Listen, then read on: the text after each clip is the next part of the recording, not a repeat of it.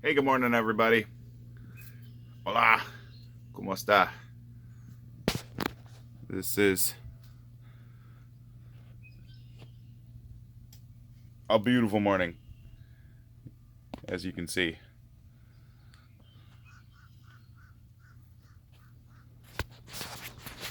So, one of the reasons I put myself out here is to be able to see wildlife, and I have seen all kinds of amazing things out here. There's nothing to show you guys this morning. It's not an everyday occurrence, and I think that's what makes it special. But there's alligators.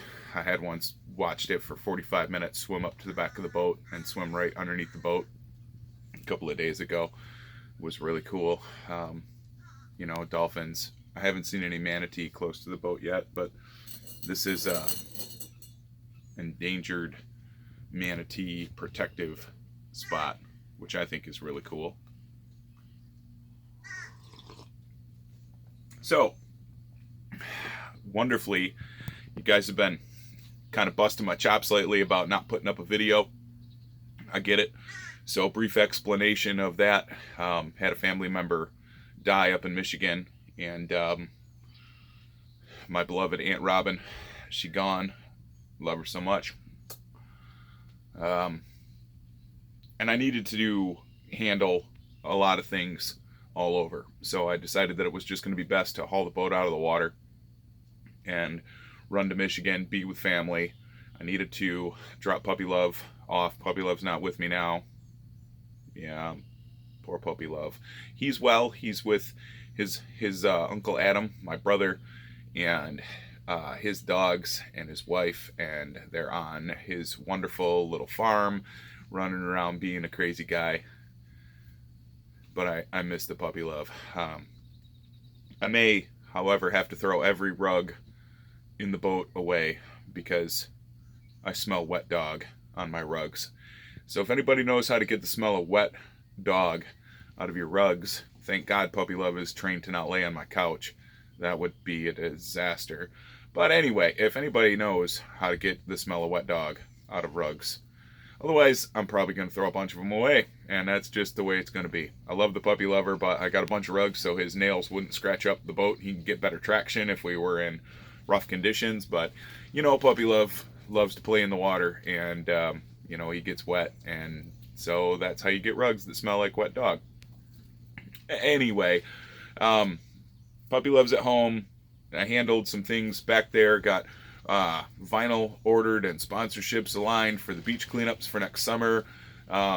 We got another awesome captain and crew that are going to be running the NA40 up in Michigan, and I will be hopefully running this boat back up to Michigan so that our little fleet can combine and accomplish more. I'm not exactly sure the scale of what we're going to be able to accomplish now with this crazy ass coronavirus thing that's going on. So here I am, back in the water after a bunch of work on the boat, welding and fiberglass and crazy cross country. It's over. I'm back in the river, and life is really good. I'll give you one more panorama.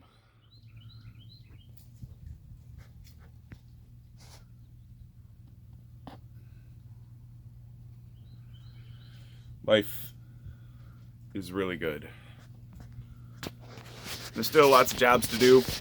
I built this thing here. Actually, is my friend's old refrigerator box. It's kind of rough on the inside yet, but I finished and painted the outside, kind of smoothed it out. It was literally raining the day that I painted it, but it turned out pretty good. So I'm going to fill that full of electronics and run the boat from there, put gauges up in there and ignition and all that good stuff, and my radar's going to go in there, and then I'm going to put a Lexan cover on it so that if it gets nasty weather, all my electronics don't get fried. I think that's a really, really good addition to the boat. This Jungle Gym, I cut 9 inches out, and my friend Derek Baker that I met in the boatyard here actually came over, and we used a halyard and jack in the back, and we cut it and lowered it and got it tacked up, and then he was able to let me go so I could just weld and weld. Derek, thank you so much for your help, bro. Derek also, Derek and Christina, I guess, would be part of this. Wonderful folks that I met here in the boatyard. It's good to have friends in the jungle. They had actually replaced their drive shaft. One of the reasons the boat needed to come out of the water was terrible driveline vibration. And it ended up being that the bronze drive shaft was just whooped. I mean, it was freaking destroyed, and I'm lucky that I didn't lose my prop. That's seriously the real of that situation. It's a damn good thing I didn't leave with it. But that was the whole point of that first test run, right? Test everything out thoroughly and then pull the boat back out of the water and deal with it accordingly. So Derek and Christina, again, thank you so much. They hooked me up with their used drive shaft, and I was able to send that out. It was a little bit bent, but the dude was able to straighten it very easily and cut it to the size and key it and all that stuff for me. So all that's new. The prop itself was way out of whack. Cost me like $300 to get the prop straightened and balanced and modified, but that works really well so far, right? I've only done one test with it, but my first test was like, yeah, we nailed this. This guy rocks. Man, I can't say enough about that. I'm so friggin' stoked about that. It's not even funny. So I've been getting a lot of questions about what my plan is, right? And it's hard to have any kind of plan right now with the world being as crazy as it is with this Corona-19 thing. And that to me has just been a crazy batch of crazy observations, and that's all I'm trying to do right now is just absorb what the reality of this situation is, because we're getting thrown all kinds of crazy information, and it's a lot of information, but it doesn't seem to be, you know, a whole lot of facts other than people are definitely dying. So I've been in self-quarantine since I smelled this thing coming. I mean, I heard this coming down the pipeline, and I ran to get all of my supplies, and I pretty much just worked on the boat the whole first 3 weeks, and now I'm back out here in the river, quarantined myself, and I'm planning on quarantining myself deep in the jungle here in a little while, checking out some stuff, and I'm gonna try and get some footage for you guys. You know, a lot of the things that I see I can't capture because I record on this phone, and the phone is wonderful for this kind of perspective stuff. But I can't zoom on anything far away. I tried to get footage of the alligators. I watched a pair of alligators in the jungle for like an hour and a half, me and Puppy Love, but I couldn't get anything to turn out where you could even see anything other than a black speck in the middle of the lake. So one of my next purchases, I think, in the next year is going to be a good camera, you know, with a real lens on it, so I can get some better footage of the wildlife that I'm seeing and everything I'm seeing, really. But, you know, that's what I like to do, is go see awesome wildlife where there's no people around. So this little Corona thing hasn't bothered me much, because I try and stay away from cities. I like to spend as much time out in peaceful nature as possible, whether it's the woods or the waters or the streams or the lakes. That's where you're going to find me. You know, I don't want to get into any of my opinions on that. This is not what this is about. Anyway, off of my soapbox, or I'll casually step down before I stand on my soapbox. If y'all want to get into that, we can share that over a couple of beers maybe, and have a Q&A in person. It's not something we're going to shoot a video of. My sale plan, you know, was relatively simple, and I'll say was, it still is the same plan. It's just that the timeline has changed. Originally I was going to be leaving in like 2 weeks. We were supposed to be boogieing out of here. I had crew coming in, the boat was going to be packed, stocked, and ready to rock, and we're off for the adventure of a lifetime. So now everybody's scattered and everything is totally screwed up. But the plan for me, right, is I have a couple of windows to be concerned with. I have to go through the Erie Canal. My plan is to go all the way up into New York, get into the Hudson, to the Niagara River, to the Erie Canal, and then into the Great Lakes chain, up through Detroit, around the Straits of Mackinac, down to probably we'll make original landfall in Grand Haven, Michigan, as opposed to Muskegon, because Grand Haven's got that great wall, so that people can come down and visit the boat and we can have a little party. I think a few drinks and a party will be in order after that trip, because it's a lot of miles, people. I don't even want to add it up. I'll add it up when it's over. I know that it will be by far the greatest journey of my life, but I also think that part of this is desensitizing yourself.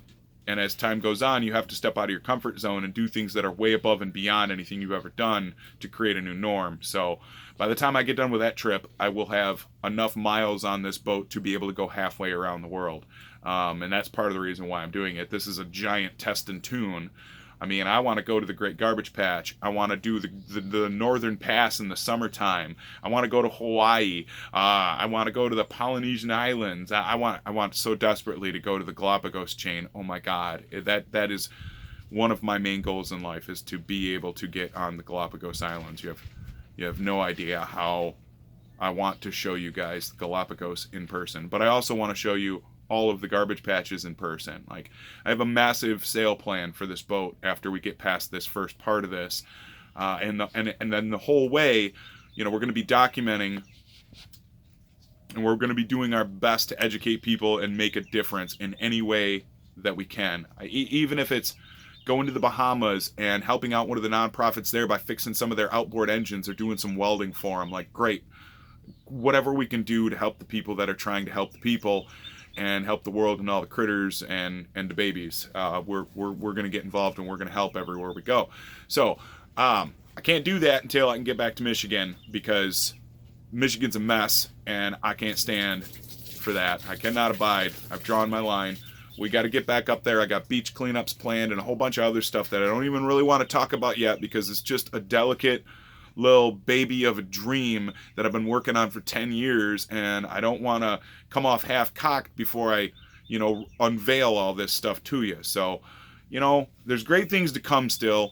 The world's a mess, but it's always been a mess. This is just one more swell of crap that I got to ride to get up there. So, if hurricane season bears down on me, I'm stuck here. I can't go out in the big bad ocean with a hurricane coming, but I will wait patiently. I will find a window that correlates with a window that I can get through the state of New York, that correlates with a window that I can get through the Erie Canal. And into the Great Lakes we'll go, and it will be a fantastic journey. And you guys in Michigan will see the big bad Bruce Roberts roll up and tie up next to the Morgan with her own captain. So much awesome stuff planned for the year. I just don't know when the starting point is going to be. Love me or hate me, I'm doing my best to make the calls that I think are right.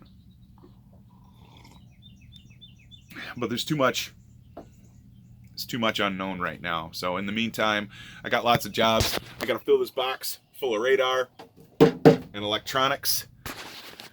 And I got to get the sails up on this boat. I've never had the sails up on this boat, and I'm totally excited for that. So, you guys stay cool.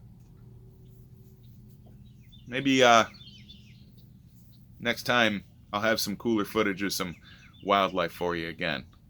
In the meantime, I'll talk to you guys soon. Peace.